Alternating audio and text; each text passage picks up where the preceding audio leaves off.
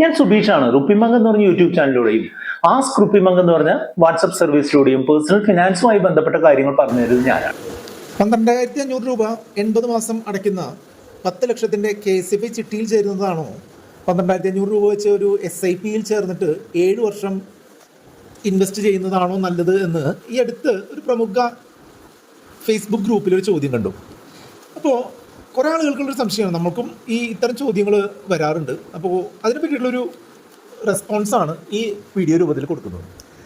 ചിട്ടികളെന്ന് പറഞ്ഞിട്ടുണ്ടെങ്കിൽ ഒരു savings instrument അല്ലെങ്കിൽ സേവിങ്സ് കം ബോറോയിങ് ഇൻസ്ട്രുമെൻറ്റ് എന്നുള്ള രീതിയിൽ കേരളത്തിൽ വളരെ പ്രചാരം നേടിയിട്ടുള്ള സംഗതിയാണ്. KSFI ആണ് കേരളത്തിലെ ഏറ്റവും പ്രധാനമായിട്ടുള്ള രീതിയിൽ ചിട്ടി നടത്തുന്നത്. ഒരു ചിട്ടി ഒരു സേവിങ്സിനും അതുപോലെ പണം മുൻകൂറായി മേടിക്കുന്നതിനുള്ള ഒരു മെക്കാനിസമാണ്. പ്രത്യേകിച്ചും ഒരു റൊട്ടേറ്റിംഗ് സേവിങ്സ് പദ്ധതികൾ, അല്ലെങ്കിൽ കുറേ ആളുകളുടെ കയ്യിൽ നിന്നുള്ള പൈസ പൂൾ ചെയ്ത് നമ്മുടെ ആവശ്യത്തിനായിട്ട് കുറച്ച് ഒരു നഷ്ടം സഹിച്ചായാലും എടുക്കുന്നു. അത് നമ്മളെ മറ്റുള്ള കടങ്ങളോ മറ്റുള്ള ബാധ്യതകളോ ഒഴിവാക്കുന്നതിനായിട്ട് നമ്മളെ ഹെൽപ്പ് ചെയ്യുന്നു.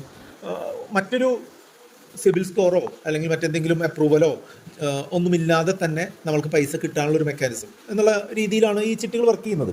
ഈ ഉദാഹരണത്തിൽ 80 ആളുകൾ ഓരോ മാസവും 12,500 രൂപ വെച്ച് ഒരു ചിട്ടിയിൽ നിക്ഷേപിക്കുകയും ആ ചിട്ടി 12,500 രൂപ വെച്ച് 80 പേര് അടച്ചിട്ടുള്ള ആ 10 ലക്ഷം രൂപ ആ മാസം എലിജിബിൾ ആയിട്ടുള്ള ഒരാൾക്ക് കൊടുക്കുകയും ആ എലിജിബിലിറ്റി കണ്ടുപിടിക്കുന്നത് ഓരോ മാസവും ചിട്ടി ലേലം വിളിച്ചുകൊണ്ടും, അതായത് ഒരു 10 ലക്ഷത്തിൻ്റെ ചിട്ടിയാണെന്നുണ്ടെങ്കിൽ 9,50,000 രൂപ കയ്യിൽ കിട്ടുന്നത് മുതൽ 7 ലക്ഷം രൂപ വരെ കയ്യിൽ കിട്ടുന്ന രീതിയിൽ ലേലം വിളിച്ച് ഏറ്റവും കൂടുതൽ എമൗണ്ട് ലേലം വിളിക്കുന്ന ആളുകൾക്ക്, ഇപ്പോൾ 50,000 മുതൽ ലേലം വിളിച്ച് 3 ലക്ഷം വരെ ലേലം വിളിക്കുമ്പോൾ ഒരാൾ 2,20,000 വിളിച്ച് കഴിഞ്ഞാൽ 2,20,100 വിളിക്കുന്ന ആളാണ് ലാസ്റ്റത്തെ ആളെന്നുണ്ടെങ്കിൽ അയാൾക്ക് ചിട്ടി കൊടുക്കുന്ന രീതിയിൽ വർക്ക് ചെയ്യുന്നൊരു സംവിധാനമാണ്. അപ്പോൾ അങ്ങനെ ഒരു ലേലം വിളിച്ചുകൊണ്ട് നമുക്ക് കിട്ടുന്ന ഒരു ലാഭത്തിനെ ബാക്കിയുള്ള ആളുകൾക്ക് ഷെയർ ചെയ്ത് കൊടുക്കുക എന്നതാണ് ചിട്ടിയിൽ നിന്ന് കിട്ടുന്ന ഒരു ബെനിഫിറ്റ്.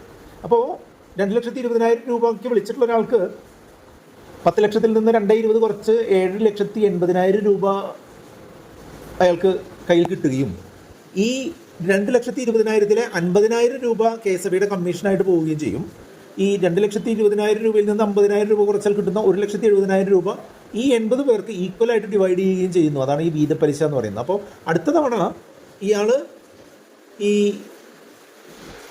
12,500 രൂപയ്ക്ക് പകരമായിട്ട് ചിലപ്പോൾ ഒരു 10,200 രൂപയോ 10,300 രൂപയൊക്കെ അടച്ചാൽ മതിയാവും എന്നുള്ള ഒരു രീതിയിലാണ് ഈ ചിട്ടി വർക്ക് ചെയ്യുന്നത്. വളരെ ഫ്ലെക്സിബിളായിട്ട് നമുക്ക് മുൻകൂറായിട്ട് പണം കിട്ടുന്നതിനുള്ളൊരു സംവിധാനമാണ് ചിട്ടികൾ എന്നുള്ളത് ഇതിൽ നിന്ന് നിങ്ങൾക്ക് മനസ്സിലായിട്ടുണ്ടാവും. പക്ഷേ കൂടുതൽ ആളുകൾ ആവശ്യക്കാരുണ്ടാകുമ്പോൾ നമുക്ക് സമയത്തിന് ചിട്ടി കിട്ടാതെ വരികയും അല്ലെങ്കിൽ നമുക്ക് ലാഭത്തിന് ചിട്ടി കിട്ടാതെ വരികയും ചെയ്യുന്നു എന്നുള്ളൊരു ദോഷമുണ്ട് എന്നുള്ളൂ. നമുക്ക് ഇൻട്രസ്റ്റ് ഫ്രീ ആയിട്ടുള്ളൊരു ലോൺ കിട്ടുക, വളരെ മുൻകൂറായിട്ട് പണം കിട്ടേണ്ട ഒരു അത്യാവശ്യമുള്ള ആളുകൾ, അതല്ലാന്നുണ്ടെങ്കിൽ ബ്ലേഡ് പലിശയ്ക്ക് എടുത്ത ആൾക്കാരോ അല്ലെങ്കിൽ പേഴ്സണൽ ലോണുകൾ എടുത്തിട്ടുള്ള ആൾക്കാരൊക്കെ അത്തരം ബാധ്യതകൾ തീർക്കുന്നതിനൊക്കെ ആയിട്ടാണ് ചിട്ടികൾ സാധാരണ രീതിയിൽ യൂസ് ചെയ്യുക. ചിട്ടികളിൽ ഒരു സേവിങ്സ് കം ഇൻസ്ട്രുമെൻറ്റ് അല്ലെങ്കിൽ സേവിങ്സ് കം ഇൻവെസ്റ്റ്മെൻറ്റ് ഇൻസ്ട്രുമെൻ്റ് ആയിട്ട് ചിട്ടീനെ കൺസിഡർ ചെയ്യാൻ പറ്റില്ല എന്നുള്ളതാണ് എൻ്റെ ഒരു അഭിപ്രായം. കാരണം എന്താണെന്ന് വെച്ചാൽ ചിട്ടിയിൽ നിന്ന് നമ്മൾക്ക് ഈ ഉദാഹരണത്തിലെ 10 ലക്ഷം രൂപ ചിട്ടി തുകയായിട്ടുള്ള ആ ചിട്ടി തുകയേക്കാൾ വലിയ എമൗണ്ട് ഒന്നും നമുക്ക് ലാഭം ഉണ്ടാക്കാനായിട്ട് സാധിക്കില്ല എന്നുള്ളതാണ് എൻ്റെ അഭിപ്രായം. മിക്കവാറും നമ്മൾ ഈ ചിട്ടിയിൽ 10 ലക്ഷത്തിൻ്റെ ഒരു ചിട്ടിയിൽ 9 ലക്ഷം രൂപ വരെയൊക്കെ വേണമെങ്കിൽ ആവറേജ് നമുക്ക് അടയ്ക്കേണ്ടതായിട്ട് വരും. നമുക്ക് കിട്ടാൻ സാധ്യതയുള്ള മാക്സിമം എമൗണ്ട് എന്ന് പറഞ്ഞാൽ 9 ലക്ഷത്തിന് അടുത്തുള്ളൊരു എമൗണ്ട് മാത്രമാണ്.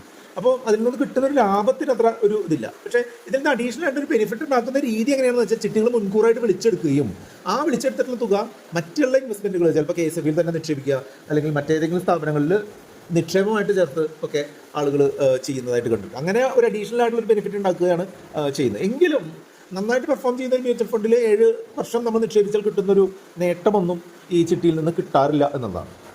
ഇപ്പോൾ KSFIയുടെ ഒക്കെ കാര്യം പറയുകയാണെന്നുണ്ടെങ്കിൽ ഇന്ത്യയിൽ നിലവിലുള്ള ചിട്ടി ഫണ്ട് ആക്ട് പ്രകാരം വർക്ക് ചെയ്യുന്ന ഒരു സ്ഥാപനമാണ് ഈ KSFI പോലുള്ള സ്ഥാപനങ്ങൾ മിക്കവാറും എല്ലാം തന്നെ.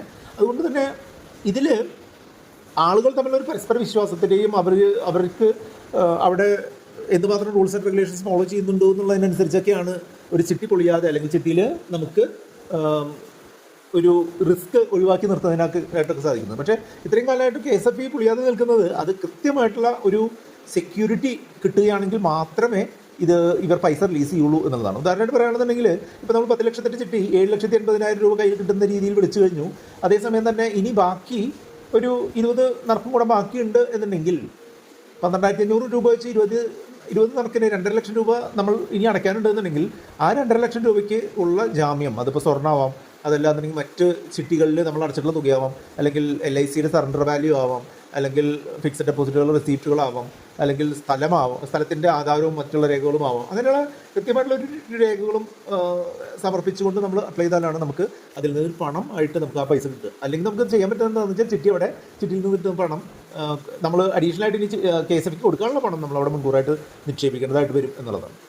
അപ്പോൾ ഒരു ട്രാൻസ്പെറൻസി ആസ്പെക്റ്റിലൊക്കെ പറയുകയാണെങ്കിൽ KSFയുടെ ഇതുവരെയുള്ള പ്രവർത്തനങ്ങളൊക്കെ ട്രാൻസ്പെറൻ്റ് ആയിട്ടാണ് എനിക്ക് തോന്നിയിട്ടുള്ളത്. പക്ഷേ ചിട്ടികളും പല പ്രൈവറ്റ് ചിട്ടികളും അത്ര ട്രാൻസ്പെറൻ്റ് ആയിട്ട് പ്രവർത്തിക്കുന്നില്ല. അതുകൊണ്ട് തന്നെ ഞാൻ പേഴ്സണലി KSF ചിട്ടികളാണ് കൂടുതൽ പ്രിഫർ ചെയ്യാറുള്ളത് എന്നുള്ളത്.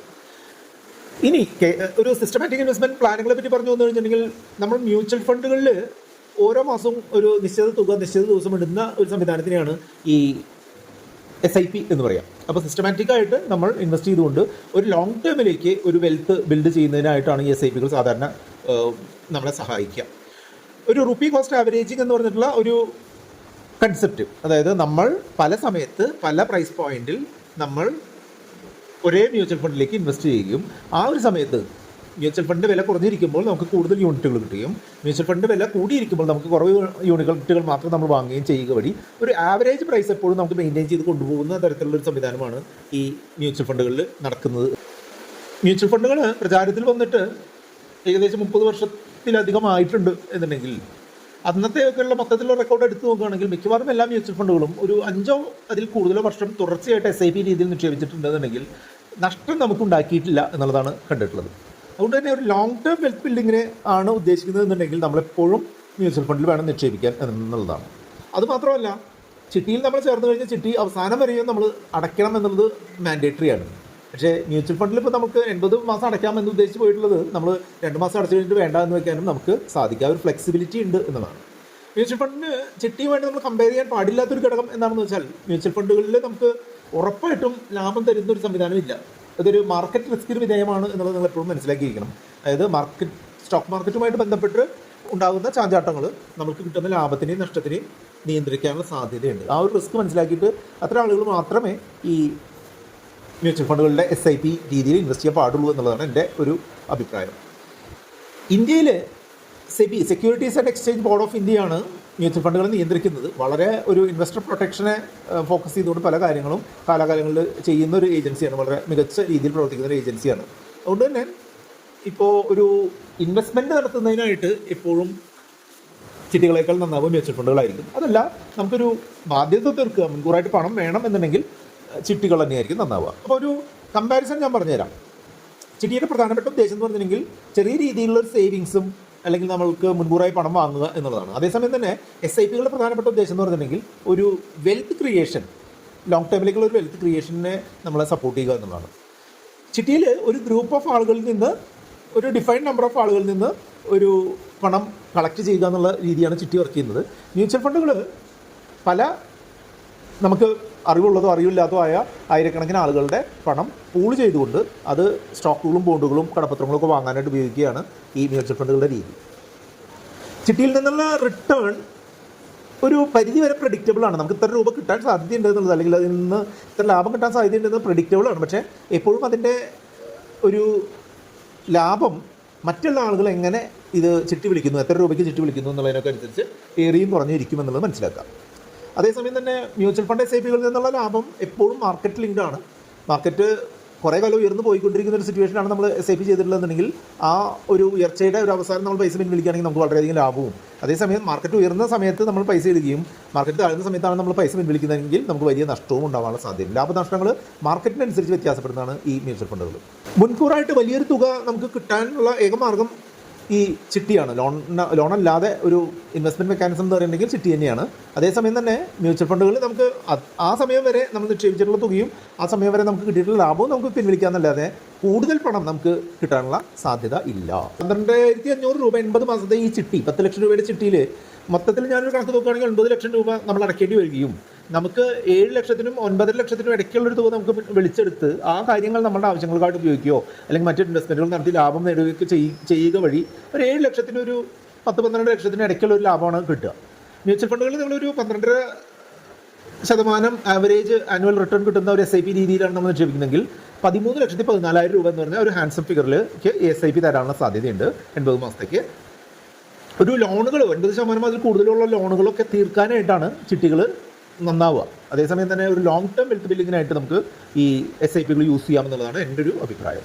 ഫ്രണ്ട് ആയിട്ടുള്ള പൈസ കിട്ടുക എന്നുള്ളത് ചിട്ടിയുടെ വളരെ പ്രധാനപ്പെട്ട ഒരു ഗുണമാണ്. പക്ഷേ നമ്മൾക്ക് SIP ചെയ്യുന്നതിൽ നമ്മൾ ഉദ്ദേശിക്കുന്ന പണം കിട്ടണമെന്നുണ്ടെങ്കിൽ നമ്മൾ അത്രയും കാലം നമ്മൾ നിക്ഷേപിക്കണം. രണ്ട് തരത്തിലുള്ള ചിട്ടികളാണ് ഉള്ളത്, നോർമൽ ചിട്ടികളും മൾട്ടി ഡിവിഷൻ ചിട്ടികളും.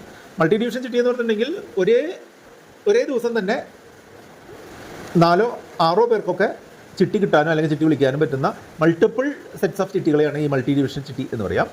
അതുപോലെ ചിട്ടിയുടെ മറ്റൊരു ഓൾട്ടർനേറ്റീവാണ് സബ്സ്റ്റിറ്റ്യൂഷൻ ചിട്ടി എന്ന് പറയുക. സബ്സ്റ്റിറ്റ്യൂഷൻ ചിട്ടിയെ പറ്റി വളരെ പ്രശസ്തമായിട്ടൊരു വീഡിയോ നമ്മൾ ചെയ്തിട്ടുണ്ട്, അതിൽ ലിങ്ക് ഞാൻ ഡിസ്ക്രിപ്ഷനിൽ കൊടുക്കാം. അതായത് ഒരു നിശ്ചിത കാലത്തേക്ക് ആളുകൾ അടച്ചു കഴിഞ്ഞിട്ട് കാശില്ലാതെ അടക്കിൽ നിർത്തിയിട്ടുള്ള ചിട്ടി പുതിയൊരാൾക്ക് ചിട്ടി എടുത്തുകൊണ്ട് പഴയ ആൾ അടയ്ക്കുമ്പോൾ അയാൾക്ക് കിട്ടിയിട്ടുള്ള ലാഭം ഉപയോഗിക്കാൻ പറ്റുന്ന സംവിധാനമാണ് ഈ ചിട്ടി സബ്സ്റ്റിറ്റ്യൂഷൻ അല്ലെങ്കിൽ സബ്സ്റ്റിറ്റ്യൂട്ട് ചിട്ടി എന്ന് പറയാം. മ്യൂച്വൽ ഫണ്ടുകൾ 3 തരത്തിലുള്ള മെയിനായിട്ടുള്ള ഫണ്ടുകളാണ്: ഡെറ്റ് ഫണ്ടുകൾ, ഹൈബ്രിഡ് ഫണ്ടുകൾ, ഇക്വിറ്റി ഫണ്ടുകൾ. അതായത് ഒരു സേഫായിട്ടുള്ള എന്നാൽ താരതമ്യേന കുറഞ്ഞ റിട്ടേൺ തരുന്ന ഡെറ്റ് ഫണ്ടുകളിൽ SIP ചെയ്യാം. അതല്ല ഒരു ആവറേജ് റിട്ടേണും റിസ്ക്കും പ്രതീക്ഷിച്ചുകൊണ്ട് ഹൈബ്രിഡിൽ നിക്ഷേപിക്കാം. ഇക്വിറ്റി ഫണ്ടുകൾ മുഴുവനായിട്ടും സ്റ്റോക്കുകളിൽ നിക്ഷേപിക്കുന്ന ഇക്വിറ്റി ഫണ്ടുകൾ ഉയർന്ന റിസ്ക്കും ഉയർന്ന റിട്ടേൺ തരാൻ കേപ്പബിലിറ്റി ഉള്ളതുമാണ്.